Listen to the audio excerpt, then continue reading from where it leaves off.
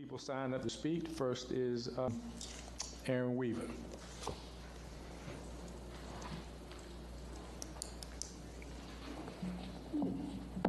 Like this. Aaron Weaver. I urge you to lower the tax rate from $1.15 to $1.14 per $100. A 1 cent cut saves family $200,000 for 20 years. But under normal times, I would be at around $1.11, $1.12. But this is not normal times. Nothing about these times are normal. Our federal government is in haywire. We have faced rising costs and urgent needs that right here at our house, at our home. We must raise the pay for city staff, just like I spoke about at this exact same spot on April 10th, 2024. I spoke about how they are the bedrocks of our community and how their salaries lag behind the regional peers, way behind. I'm glad this council had members, including Mark Mugler, that was potentially, if the city manager and the budget team could make it possible, to have a 4% increase in their wages. I hope that that's able to be done, because those people deserve it. Like you said, Mayor Gray, I hope that we are the leaders in our employee staff. I hope that our turnover gets a lot better and that we turn that number down from 10 people per citizen to about 4 or 5, hopefully. The people deserve to get paid to work for this city, but there cannot be a time where a person works for this city full time and can't even afford to live in this city. That's unconscionable. This small cut gives us a bit of relief, but funds schools, public safety, and the major capital projects which I just spoke of, and honors the people who serve every day.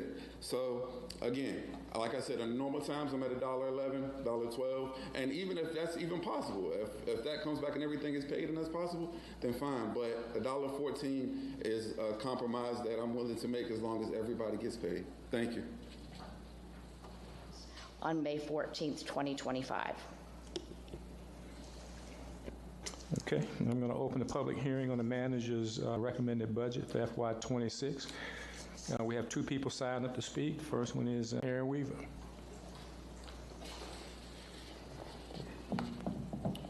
Aaron Weaver again.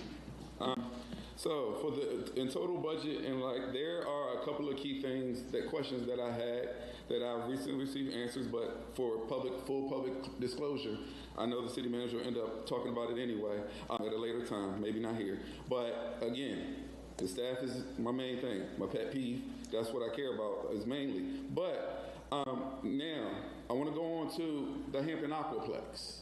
In that budget, in all those pages, I went through every single one of those pages. When you get to the Aquaplex, there's a whole bunch of NAs, which recently from 2022, it opened in 2022 to now it's 2025. There's a whole bunch of NAs until you get to the 26. Now, I received the answer from the city manager that it was under different management company, which we'll not go to, but that has to be fully disclosed. We have to be transparent.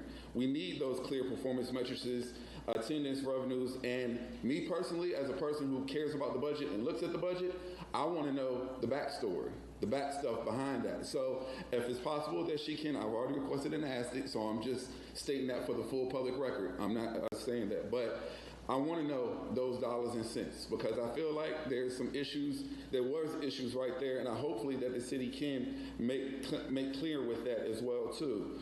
Also, there's also another one. In general, the budget is good. Our budget people do an amazing job. The hard work that they put in is amazing at what they do. That we can have little differences here and there, cool, but we can't deny the job that they have done in creating this budget. It's long. Please, I ask everybody to go on the budget website. Before you complain, please go to the budget website and look and see what's actually done. There are things that we may disagree on, but by all part, I gotta thank the budget team, the entire budget team, and also the city manager as well too. We're good. I'm sorry, this is for the capital improvement plan. I'm going to open the public hearing. We have 2 people signed up to speak. First one is Aaron Weaver. All right, Aaron Weaver. So I got 3 things on this one. First things first, we're going to go to tab 21, which I know you're not going to, but tab 21 under list, which is called Blighted Property Acquisition and Demolition. Right here, we basically $450,000 times five to 5 years for $2 million in dealing with blighted property. But there's no, in that saying, we've heard so many times where city can't really act and do anything with the blighted property that's there, or who do we report this to? So there's a bunch of questions behind the blighted property. Like I said, the city manager will speak on that at another time, date, or whatever. But it's one of those things where I want to know what the $2 million is sitting there. It's just going to end up being $450 a year times 5.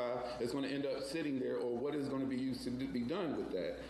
That is one of the main questions that I had in terms of that. Also, family support getting 1% is kind of, it's kind of concerning. But with that family support, another item I want to bring to the attention is, which may have something to do with capital improvement, may not, that the Therapeutic Recreation Center that sits right there on Kickintan Road that nobody knows about. I went to every one of the I-Value meetings, and it was sad to see the amount of citizens that did not even know that's there, because it's backed off in what's like a cut. There's no signage on the street where there's a whole bunch of land right there. So like I said, I don't know if that's a capital issue, or if, based on the amount, or if that's another issue that we could possibly be done, which again, we'll find out again with the city manager. So that is one of the key aspects because that place in that building is a place that does a lot for our citizens that nobody even knows about, and that breaks my heart, for one thing. Also, the last part about the, 1 minute. The last part about that is also dealing with the blighted property. How does the citizens get in contact? How does the city say, oh, we're going to do this with the blighted property? What is the in total process in terms of that? Thank you.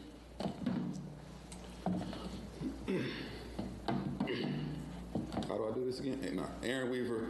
I would like to thank Councilwoman Mugler, Councilwoman Campbell, and Vice Mayor Brown for the cutting at the McKellis Brides Design Studio at 21 East Mellon Street in our beautiful section of Phoebus, Virginia.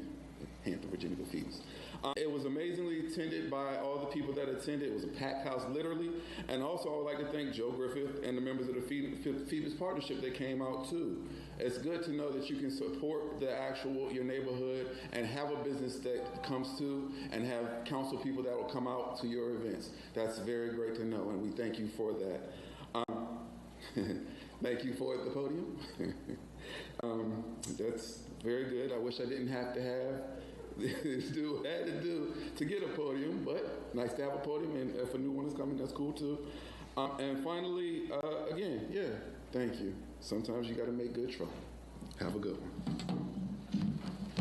Aaron Weaver, we're going to work on the fly since I just got that information that totally throws off the numbers, but let's do it. Last public hearing, I proposed a rate of $1.14 per $100 assessed value. I pledged to dive deeper into that, and I have. I consulted the I-Value projection model that refines the property assessments, market values, and trends to reveals that a rate of 113 would give the city 1.874, 1.9 round up, or nearly 3.8 million for our schools. And that's what the schools will get based on that model from the city manager, from the I-Value.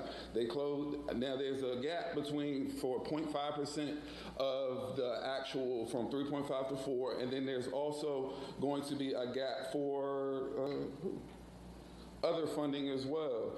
Hampton's tax base grew over 10% this year, driven from new developments and rising property assessments, inflation, and everything else in between. But we're not looking at it from an aspect of the citizens.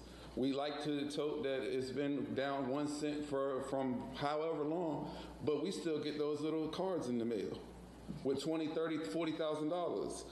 The residents already have to grapple with the higher utility bills, rising rents. We've heard the calls to cut that rate from 1 cent for years. At this point, it's become symbolic now that it's going to be 1 cent, where it should at least be 2 cents now. But everything keeps climbing. We must put the citizens and employees first. That's Hampton's backbone. Investing in our workforce boosts morale, retention, and the 0.5% rate would value their services. Now, I have a question now. So we have 7.2 that's going to downtown Hampton for sidewalks and other things. We have $465K that's going to blighted properties. and trimming the school maybe 1 million. Are those things untouchable? Your money is right there if you all would like to look at that, unless those things are actually untouchable. Because again, those things that was up on that board were very important, and some got trimmed, including that actual cemetery, because those have been gone uncounted for and untipped for far too long. But deferring the blighted property or taking some from that, all of these can help put that money back towards that. That is my question. That is where I would look first. That's all I have to say. Aaron Weaver. I'm here to be a physical reminder of an email that you all were sent by Pastor Kenny for the bridge builders. Thank you, Councilwoman Campbell, for responding to the email. But it's for all of you, because we see this body as the body is. Each one of you are your own separate entities, and you all are all special. That's why we're asking to communicate with you all. Not just the mayor, even though we respect the mayor position, but we would like to speak to you all. So you all have the email in your inbox. Please respond to that if you can, if you would like to. And like I said, thank you, Carolyn Campbell. Yeah, that was, those words that Ms. Marks just said was ultimate familiar, because I said the same thing. I said that over a year ago about the raises that you all gave yourselves, not the body gave itself. Thank you.